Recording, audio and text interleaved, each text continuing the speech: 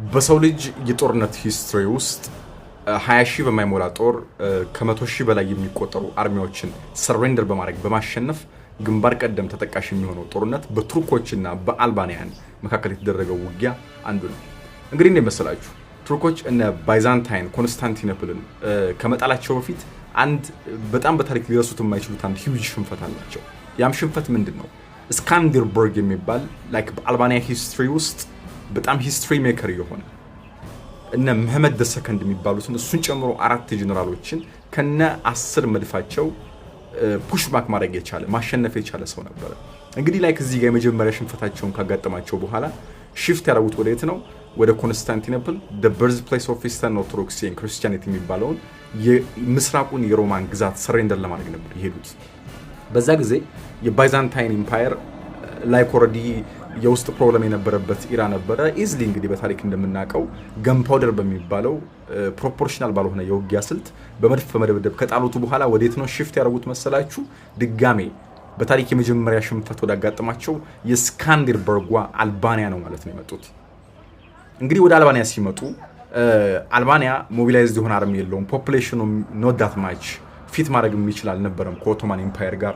ያላቸው አርማመንትና መሳሪያም ደግሞ ኢዝ ኖት ዳት ማች ላይክ ቱርኮች እንደምታውቁት ካላቸው ገንፓውደር ካላቸው ተተኳሽ መሳሪያዎች አንፃር ምንም ነው ማለት ይቻላል። የአልባኒያ ጦር በሰው ብዛት አንፃር ቱርኮች ወደ 100 ሺህ የሚጠጋ ሞቢላይዝድ የሆነ አርሚ በመያዝ ነበረ።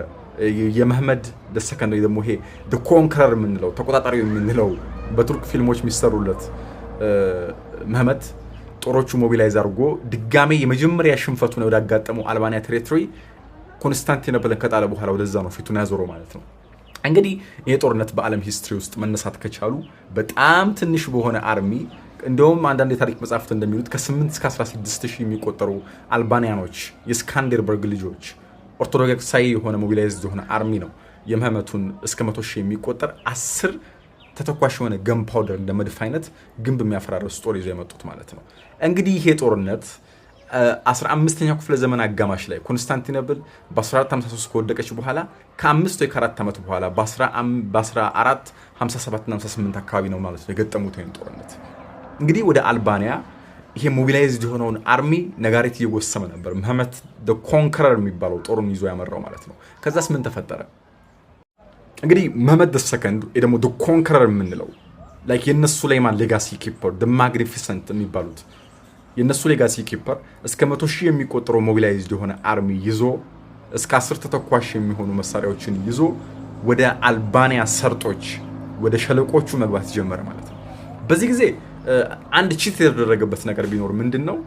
የስካንዲርበርግ የኦርቶዶክሳዊ አልባኒያን ተዋጊዎች የወሰዱት አንድ ስልት ነበረ።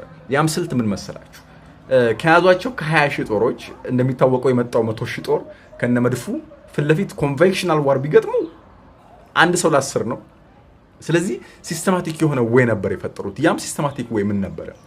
የተወሰኑትን ጦሮች አልቡሌና የምትባለው የአልባኒያ ቦታ ላይ ቱ the front 5000 እና 6000 የሚሆኑትን ተዋጊዎች ፊት ለፊት ካጋጠሙ በኋላ የተቀሩትን ግን አምቡሽ ለማድረግ ወይ ደግሞ ፎርትረስ እንዲይዙ በጣም ይሄ ራግድ የሆነ ቶፖግራፊ የሆነውን የአልባኒያ ቴሪቶሪ ላይ እንዲሰፍሩ ጋራው ላይ ነበር ያሰፈሯቸው ማለት ነው።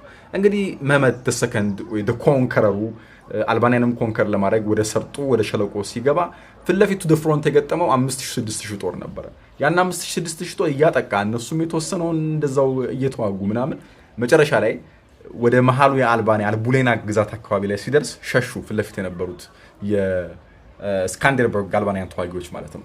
እንግዲህ ሲሸሹ ምንድነው የወሰደው ፕሪዘምፕሽን መሐመድ ደሰከንድ በቃ ሸሹ፣ ተሸነፉ፣ ትንሽ ናቸው ድሮ የምናውቃለን አይነት ነገር ገባ ወደ ውስጥ። ከዛስ እንግዲህ በጣም ያልጠበቀው በታሪክ እንደዚህ አይነት ሂዩሚሌሽን ውርደት የለም በጦርነት ታሪክ ውስጥ። ምናልባት በሞደርን ሂስትሪ ሊኖር ይችላል በዓለም ጦርነት፣ በሜዲቫል ግን እንደዚህ አይነት ሰቅጣጭ የሆነ ሽንፈት የለም። ልክ እንደገባ በየተራራው ላይ ነበሩት የተቀሩት 10 ምናምን ሺዎች ቀጥታ ላይክ በገቡበት ነበር ሰርክል ያደረጉት ማለት ነው። ሰርክል አድርገው ከበው ላይክ በመሐመድ ሞቢላይዝ ተደርጎ የገባው ከ100 እስከ 100 ሺህ ድረስ የሚቆጠረው በእነዚህ 18 እስከ 20 ሺህ በሚቆጠሩ አርሚዎች እንዴት ልበላችሁ ቁጣ የፈጣሪ ቁጣ እስኪመስል ድረስ ነው የዘነበው ከተራራ ላይ የአልባኒያን አርሚ።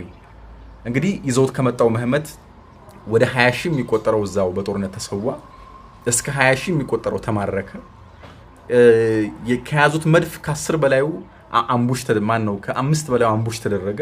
የተረፋቸውን 5 ይዘው መህመድ the second the conqueror narrowly escaped from death በሚባል ደረጃ ሰርቫይቭ አድርጎ ወጣ ማለት ነው።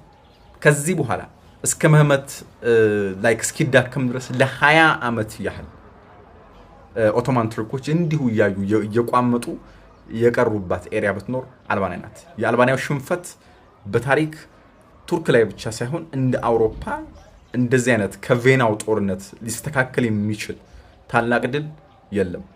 አልባንያ ለኦቶማን ቱርክ ለተስፋፊው ኦቶማን ቱርክ የቀን ቅዠት ነበረች።